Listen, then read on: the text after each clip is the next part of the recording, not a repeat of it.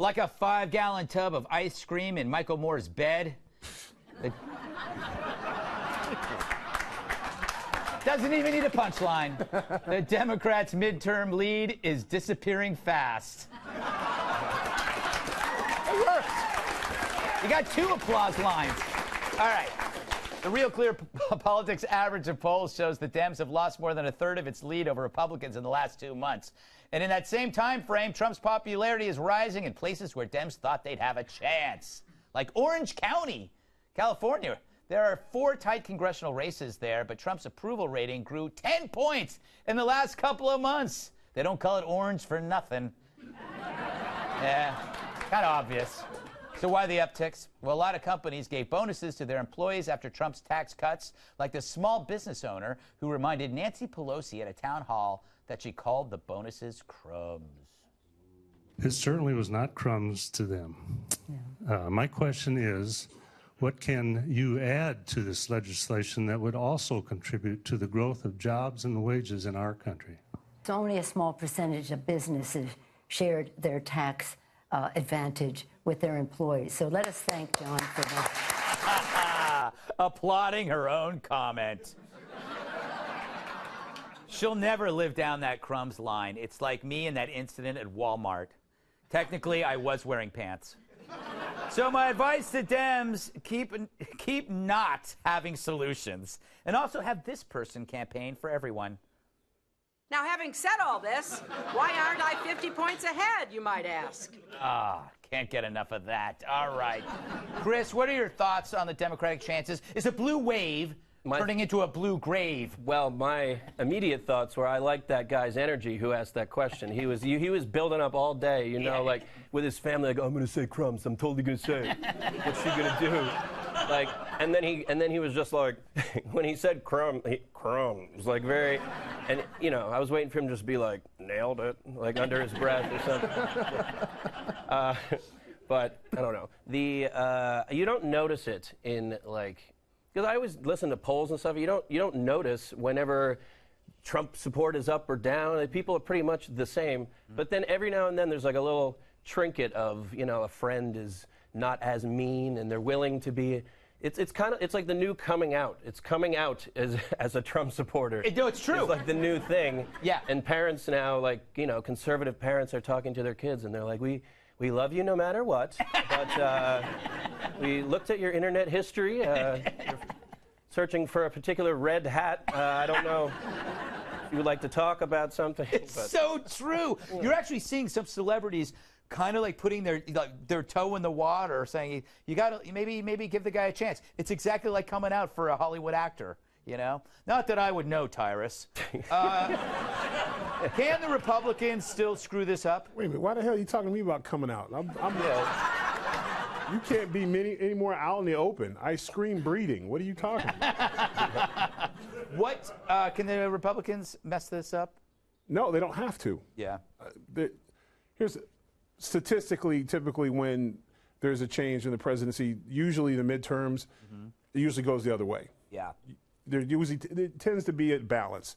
There's usually either a Democratic House or Senate and a Republican president, or a Democratic president, House. It's usually one off, but they've botched this up going all the way back to Obama. Like I said, Obama won in spite of the Democratic Party. Yeah. And they're in such shambles. They have nothing they're running on other than, we don't like that guy. Right. That's not something you can really vote for. That's a good point, though, about Obama, was that they relied so much on Obama that they didn't fix their party. Yeah, and their party now, polls don't mean anything. We learned that. I mean, literally, polls mean absolutely nothing. Like, if you follow the polls, Hillary won in a landslide. That didn't happen. So polls are misleading. The big lead was never a big lead. Yeah. I just think that most Trump supporters and most Republicans, independents that went that way, were living their lives and partying and not answering their phone to say, oh, I'm definitely voting Democrat, because those are the people that want to be heard right now, the ones who lost. And I just don't think I don't hear any format. I don't hear no solutions, no ideas. No. Just, I don't like him. Yeah. Sometimes that can work, Rob, but I don't think I think the Americans are getting used to the idea of President Trump. So when they hear the negativity, they actually see it as the negative person's flaw, not Trump's. It's Well, like, why that's- can't you lighten up? Well, that's the issue, too. I'm fortunate. I travel around the country, and I speak to thousands of people personally a week. Yeah. And what they're saying is they're tired of this impeach talk. People, they're tired of the negativity. They want America to work together, and the media is not going to tell you that. And a lot of the polls are the same. But, you know, like I said, I sat on this couch before and had one of the people say there's no way Donald Trump will get elected because the polls say this.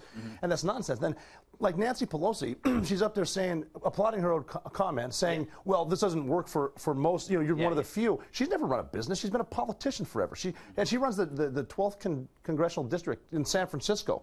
You ever been there, see how good a job she's done? Yeah, it's like, it smells like the stuff coming out of her mouth. Because the homeless problem is so bad.